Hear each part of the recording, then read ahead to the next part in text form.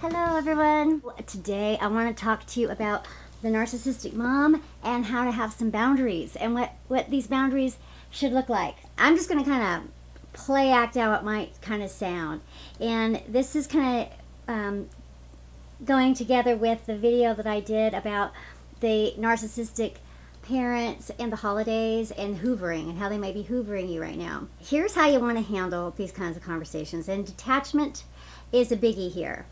And going in prepared and conscious, calm, and adult into these conversations is key.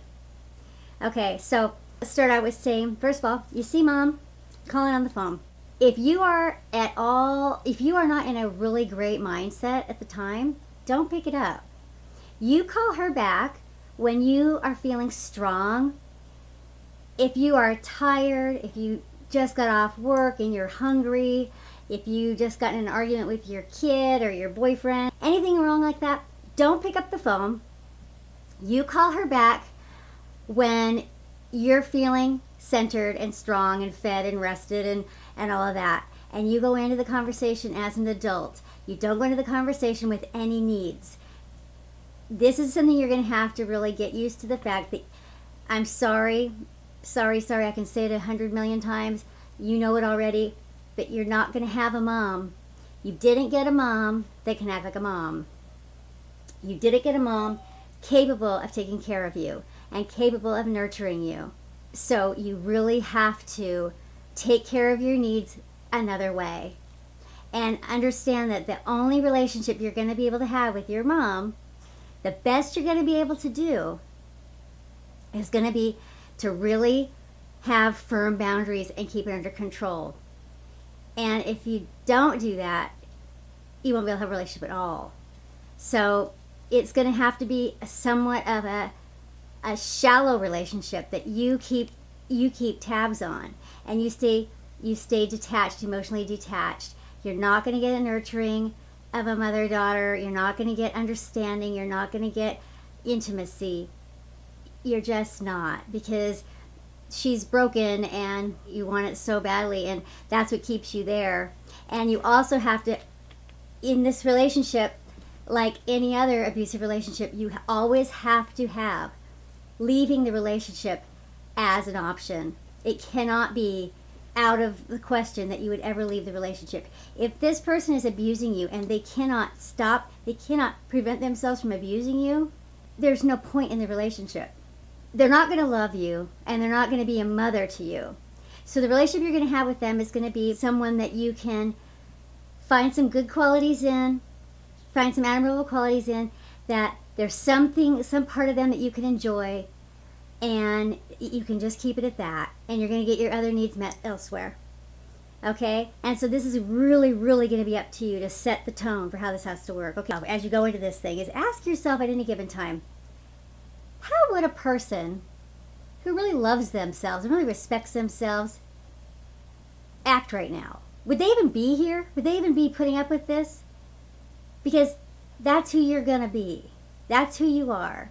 Just start talking to yourself right now as though you are a person who loves themselves and respects themselves and isn't going to allow themselves to be abused anymore. And if it makes it easier for you, you can tell yourself this, because this is also the truth, that this is also a service to your mom, because you allowing your mom to continue in a childish pattern of abusing you is not doing her any good. It's keeping her stuck as well as keeping you stuck. It's doing no one any good. It might feel good to her. It feels good to her in the now, because it feels like she's got control. It feels good when she can get you to swallow abuse and still come back and, accept little tiny crumbs of affection and love, and act oh so grateful for the little crumbs that she gives you.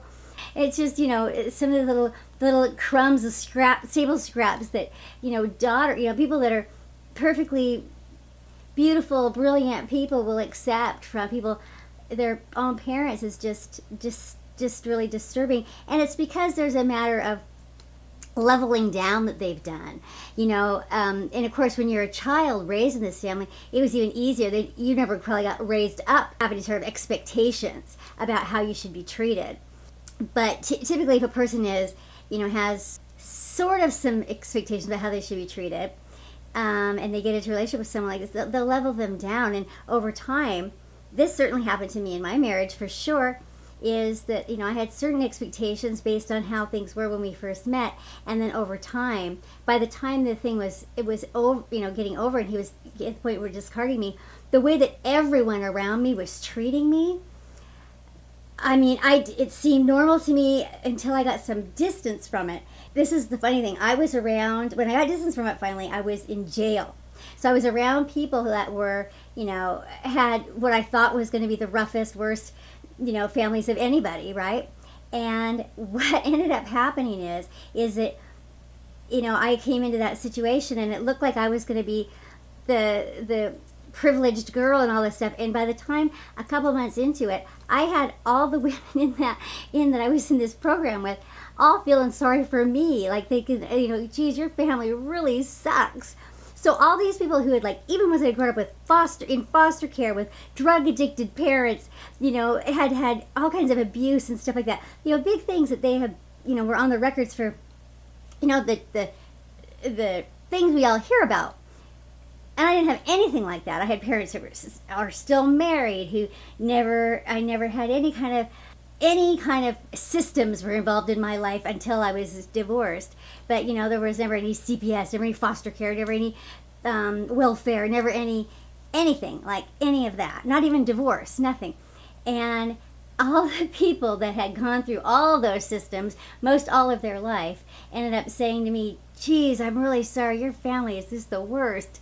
And I was watching them, and I was the most alone. They had visitors, they got care packages, they got cards, they got, and I got nothing. I had, I think one visit when my parents came to ask me to give them something. They wanted something from me when we give them something.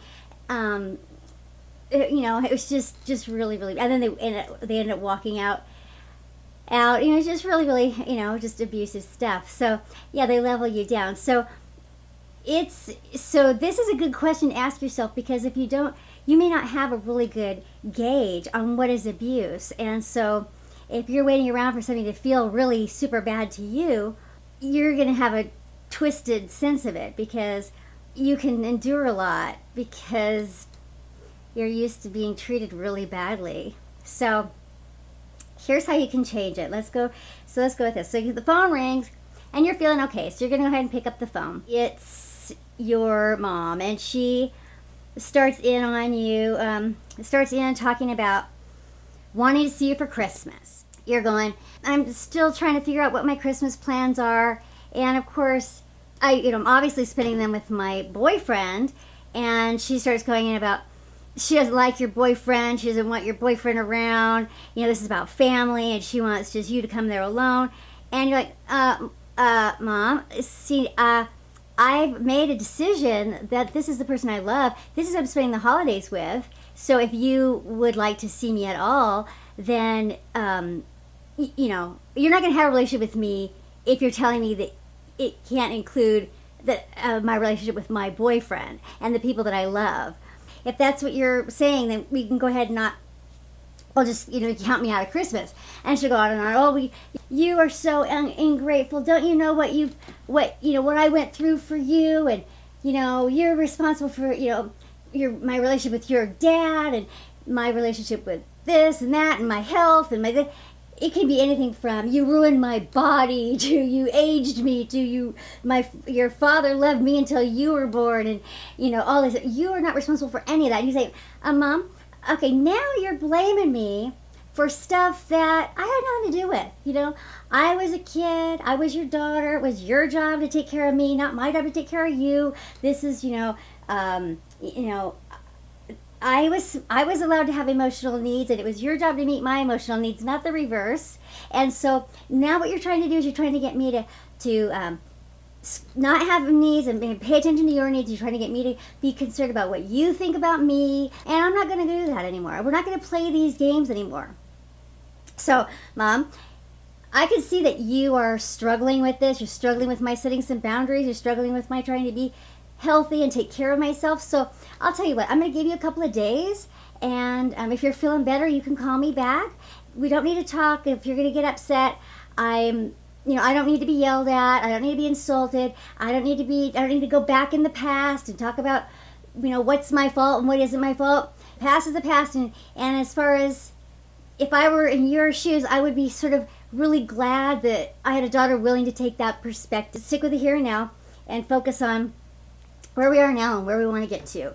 And what I'd like to have is I'd like to have a relationship with you that I feel respected and I feel cared about. And, I love you, Mom. I want us to have a good time together. But, I'm not going to let you abuse me. I'm not going to let you insult my boyfriend. I'm not going to let you make me feel guilty if I don't not spend the holidays with the man that I love. I'm not going to choose you over him. That's not going to happen. If you love me, then you accept him and you accept my choice. And that's just all there is to it. And I'm not going to listen to you insulting him anymore, ever again. So let's start with that, okay? All right, so talk to you in a couple of days, Mom. Okay, bye-bye. And that's how we do it. We do it like that. You don't let her have a word in edgewise. You don't feel guilty. You don't get shaky in the voice. You don't turn into a little girl. You don't cry. You don't call her mommy. You are an adult. You are an adult, a respectful adult. You don't raise your voice either. You're very, very calm and matter of fact, because she can't be. You have to be the adult in this relationship. I'm sorry to say. You are going to be the adult in the relationship. So you don't get to be a little girl. So do not revert into being a little girl, because that will only abuse you and you're going to end up with two little girls because she's not an adult. So you need to get your inner child issues dealt with somewhere else. Don't bring them into, don't let her have any more pot shots at the little girl in you. She's had, however many years it's been, whether it's been 18 or 28 or 48 or 80 years to try and be a mother to the little girl in you, and she has blown it. So don't give her any more opportunities to hurt you. The healing begins as soon as you start saying no more. You cannot heal if you're still bleeding. The bleeding has to stop so that you can get better. If you've had any experiences with turning things around, or if you've had to have the experience of saying goodbye, and again, I want to reiterate that always has to be an option. You cannot get your power if you rule out the option of saying goodbye to the relationship. Okay, thanks a lot, you guys. I'll talk to you later. Bye-bye.